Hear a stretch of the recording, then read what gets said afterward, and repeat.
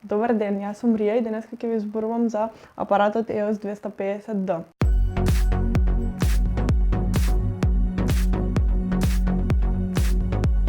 Овој апарат е наменет за млади луѓе како мене, односно за влогери или блогери. Нешто кое многу ми се допадна за овој апарат беше тоа што е мал, компактен и лесен. Има многу мал број на копчиња, односно нема копчиња кои може да те збунат, се е објаснето и е многу лесно за користење за оние кои се почетници, односно тек навлегуваат во водите на блогерството или влогерството. Нешто што ми изненади исто така беше батеријата која ми траеше 5 дена, односно со едно полнење можев 5 дена да фотографирам. Како генерација која сме зависни од телефоните, односно се работи преку телефон, не сме навикнати да користиме апарат. Сега овој апарат ни е многу поблизок на мојата генерација, бидејќи е направен да наликува на телефон. Многу ме изненади тач екранот и wireless settings-от, односно Wi-Fi-то и Bluetooth-от, кои ми го олеснуваат користењето на апаратот и префрлувањето на фотографиите од апарат на телефон. Го занемарувам оној процес на користење на кабелчиња и префрлување на фотографиите на компјутер, па од компјутер на телефон. Вака со Canon апликацијата на телефон одма за 5 минути можам да ги префрлам фотографиите и да ги користам за социјалните мрежи како Instagram или Facebook. Сега, доколку зборуваме за модовите на апаратот, покрај оние традиционални модови како што се мануелното програм или ауто, има специјални сцени на апаратот кои може да се користат за фотографирање, а се многу познати помеѓу нас младите, како што е портрет сцената или close-up за фотографирање од блиску, или пак food сцената, која исто така многу ми се допадна. Покрај овие сцени ги имаме и оние креативни филтери, како што се fisheye-от или пак black and white филтерот, каде што фотографираш црно-бело. Доколку не ги користев овие филтери при фотографирање, апаратот има многу можности откако ќе фотографираш да ги едитираш, односно на некој начин да ги дотеруваш фотографиите што си ги направил. Со тач екранот во рок од 5 минути сите фотографии можев да ги едитирам, односно да подесувам светлина, контраст, да ги кропнувам, да менувам големина и веќе такви готови можев да си ги префрлам на телефон и ми беа готови за користење.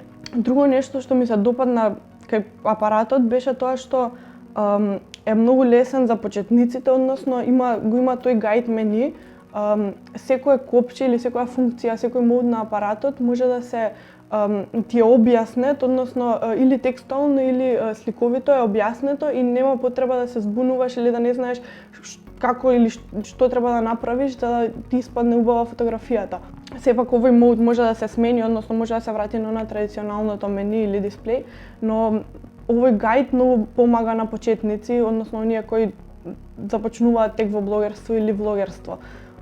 Друго нешто е екранчето кое може да се врти, односно многу помага доколку сам се снимаш, доколку снимаш или сликаш со помош на тајмер и вртење на екранчето многу лесно можеш да направиш и селфи дури со многу голема резолуција.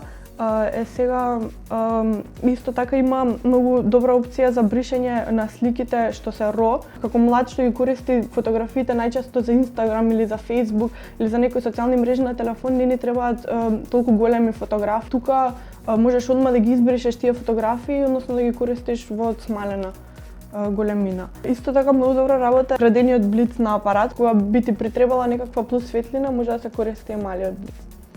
При фотографирање најчесто го користев овој објектив, односно 18-55, бидејќи е многу пофлексибилен и ми се наоѓа во доста ситуации, додека пак во некој случај кога сакав позаматена позадина, го користев овој, односно 24. Значи, покрај фотографиите кои ги користите за социјалните мрежи како Instagram и Facebook, овој апарат може да се користи за фотографирање и фотосесии за некои подобри фотографии, односно за портфолија или за нешто попрофесионално, ќе може да видите фотографија од фотосесијата на водно. Бидејќи ја најчесто фотографирав, сепак овој апарат може да се користи и за видео. Истите погодности се користат како и за фотографија, така и за снимање. Малецот е флексибилен, има многу различни можности при снимање, посебно екранот кој се врти, можеш сам да се гледаш доколку сам се снимаш или пак доколку некој друг те снима. Со овој апарат на користење го добив и Canon Zoom Mini принтерот. И ова беше многу интересна комбинација, бидејќи до сега не сум навикната да имам испринтани, односно малечки фотографии, што одма на лице место ќе ги фотографирам. Многу е лесно и многу е брзо, со помош на телефонот и апликацијата Mini Print од Canon, може фотографиите да ги префрлам на телефон и потоа одма да ги испринтам. Еве имаме една фотографија која веќе ја испринтав.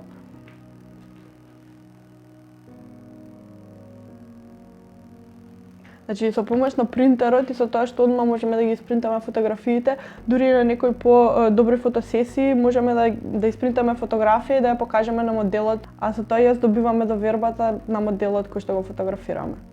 И за разлика од фотографиите кои постојано ги чуваме во нашите телефони, со принтерот може да испринтаме фотографии кои ќе ни останат во многу поголем успомен, како на пример овие фотографии кои можете да ги чувате во вашиот новчаник.